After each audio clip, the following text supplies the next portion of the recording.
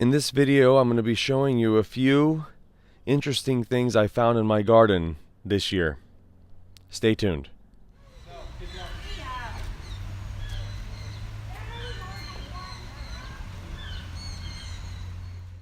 Hello everyone, this is Moses from Zaatar Gardens, a channel where I help you create a successful urban garden to help you feed your family, your friends, and yourself. And today, I'm going to be talking about a few things I found interesting in my garden. Now, I'm going to show you something interesting that I've noticed in my newly planted bare root pear trees. And you can see right here, the biggest growth I'm having are on the ends of the limbs, right before the cuts that I made when I planted the trees in the ground. And if you look a little lower, you'll see that some of these nodes are barely pushing out any growth compared to the ones that are close to the pruning cuts.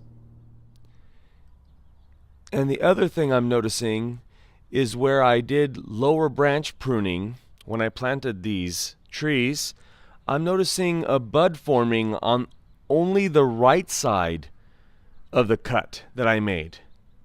Nowhere else. And I'll show you some more examples right now. Here's one right here. Another one right here. Another one right here to the right of the cut. Very interesting. And right here is a new red currant plant.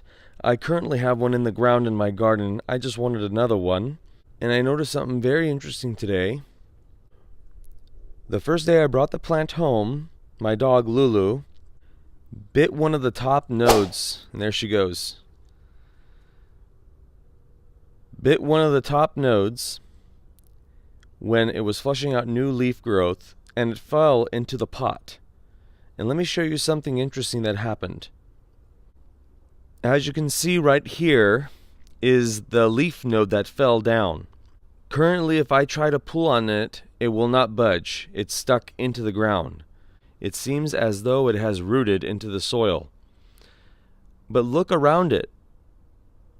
It's growing.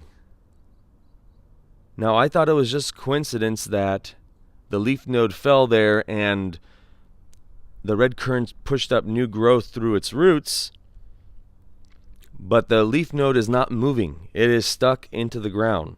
I've never seen this before. Very interesting stuff.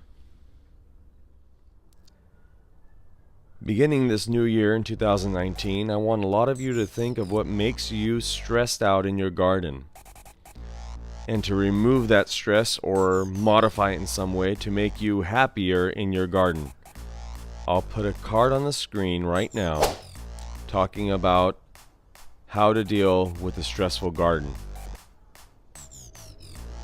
And I like to thank Deborah for her comment about how teaching our children how to grow their own food is extremely important. And I totally agree. Thank you for your comment, Deborah. Okay, like, share, subscribe, and thanks for watching, everyone.